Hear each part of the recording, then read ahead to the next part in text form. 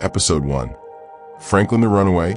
Consider, if you will, one of America's greatest founding fathers, the man of science, invention, and democracy, arrived in Philadelphia not as a celebrated leader, but as a hungry and dirty runaway teenager. This is the true Philadelphia origin story of Benjamin Franklin the Runaway. Welcome to the Hawkins STEM Chronicles, a production of the Guy Hawkins Center for STEM. This is episode 1 of our 6-part miniseries, Benjamin Franklin and the STEM Avengers of the American Philosophical Society. Please don't forget, like, subscribe, and hit the notification bell so you don't miss any episodes. And please drop your thoughts in the comment section below. Your feedback helps shape these videos. One cannot have an honest discussion of American STEM without mentioning the American Philosophical Society. And one cannot mention the society without speaking of its founder, Benjamin Franklin. Benjamin Franklin the scholar. Benjamin Franklin the scientist. Benjamin Franklin the civic leader. Benjamin Franklin the ambassador. Benjamin Franklin the European celebrity.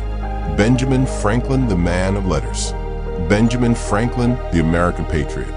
But much earlier on, Benjamin Franklin was a runaway teen.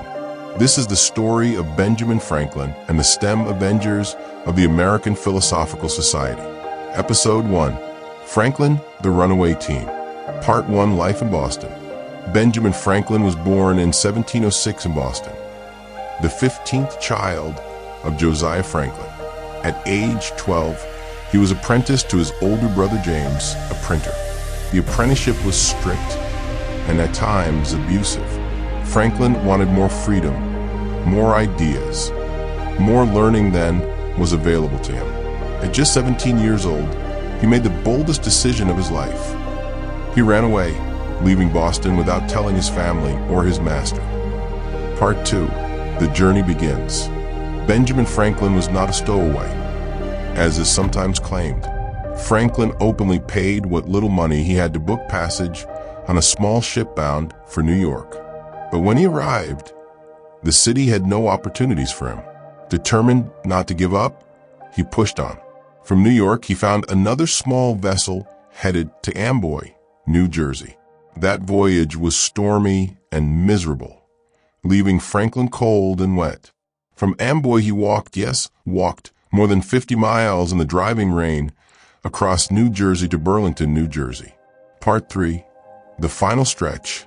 From Burlington, he caught a small boat down the Delaware River, finally drifting into Philadelphia on a Sunday morning in October 1723. Franklin was 17, broke, dirty, and exhausted. He bought 3 rolls of bread with his last coins and walked down Market Street munching on one, with the other 2 stuffed under his arms. He later wrote that people must have laughed at the sight of him. A bedraggled youth, pockets empty, hair uncombed, and bread sticking out of his arms. That was the moment Benjamin Franklin, future scientist, inventor, diplomat, and statesman, first set foot in the city he would one day call home. Part 4. The turning point. Philadelphia gave Franklin what Boston and New York did not: an opportunity. He soon found work at Samuel Keimer's print shop. He rented a room in the home of John Reed, member of the Philadelphia Society of Friends, also known as the Quakers, whose daughter Deborah would one day become Franklin's wife.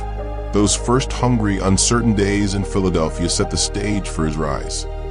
From runaway printer to the leader of America's first great STEM movement, the Junto, and later the American Philosophical Society. So remember, Benjamin Franklin didn't arrive in Philadelphia as a genius, inventor, or founding father. He arrived as a runaway teenager, tired, broke, and unknown. That's the beginning of our story.